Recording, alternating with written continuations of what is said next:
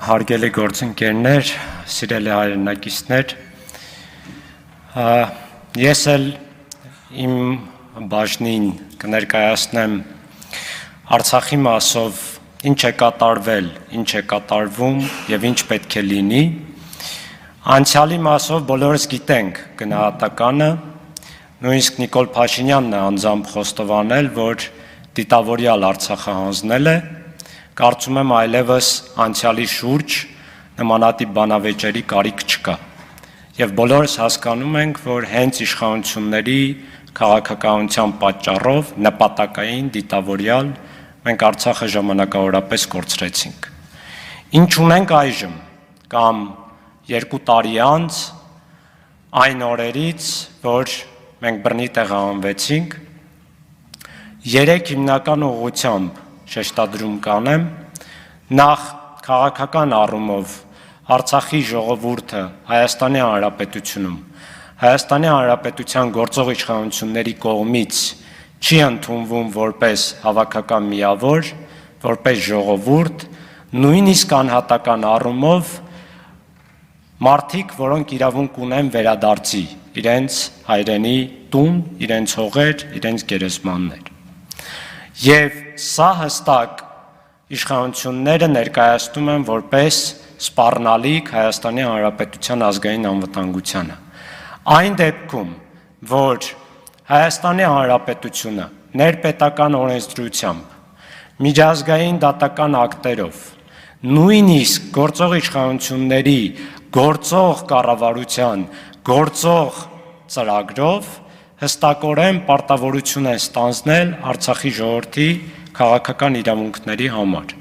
Էլ չասեմ ինքնորոշման իրավունք, էլ չասեմ Հադրութի, Շուշիի դեօկուպացիա կամ Արցախի Հանրապետության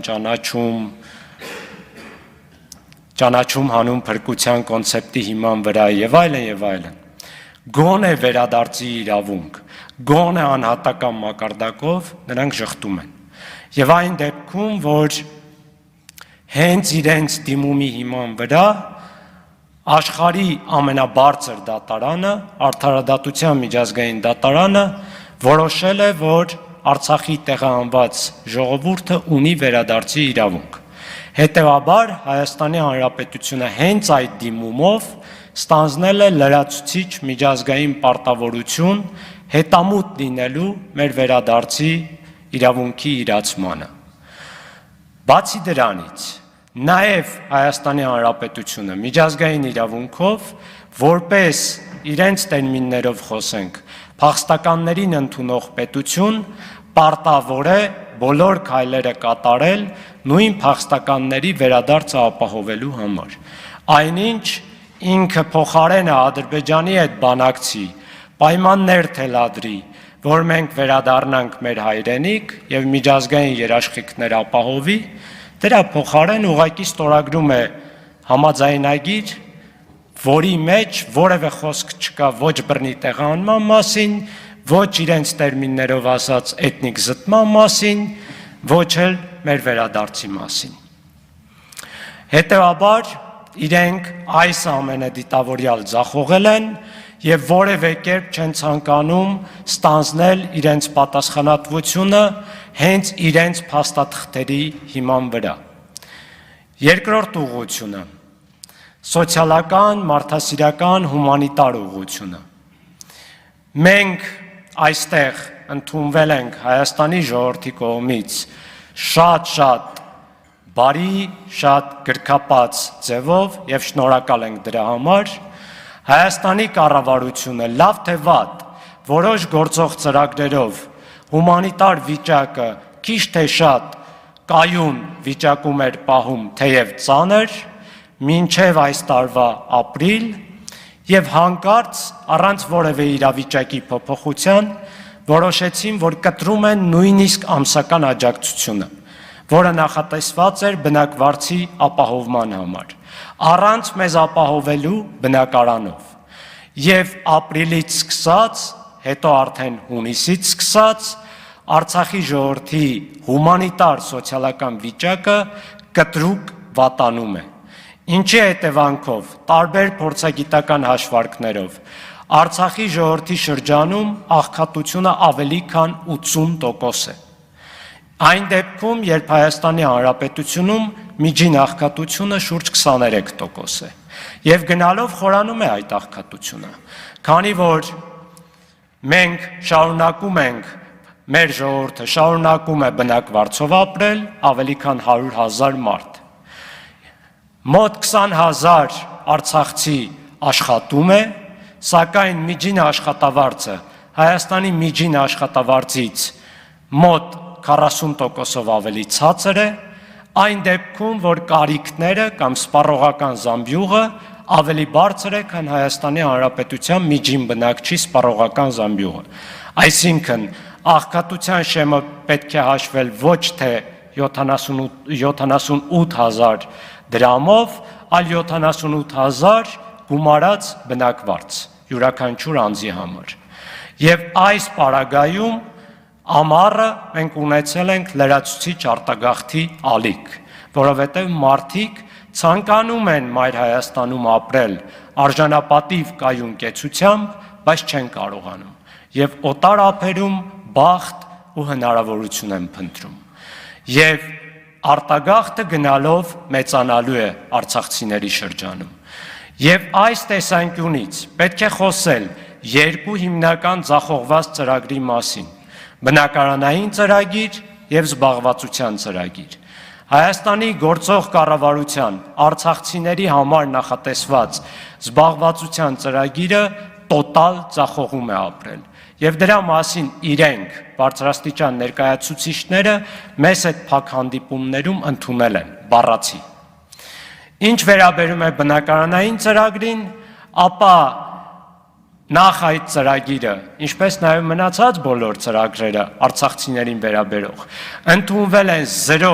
ներառականության պայմաններում, թեև մենք բազմիցս ահազանգել ենք, առաջարկել ենք, խնդրել ենք, պահանջել ենք, որ եկեք նստենք, քննարկենք մտահոգությունները, լուծումները,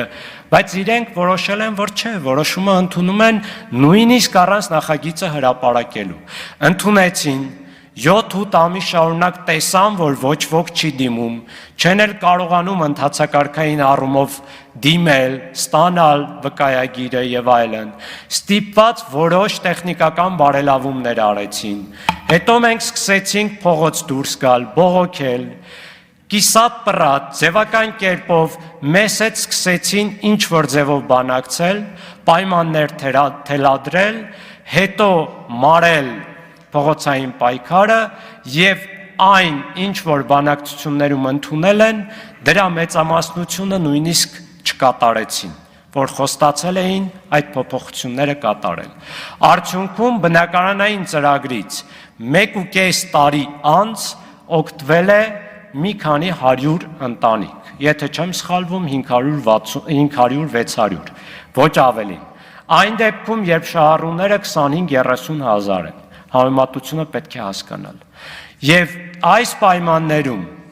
ավելին ասեմ,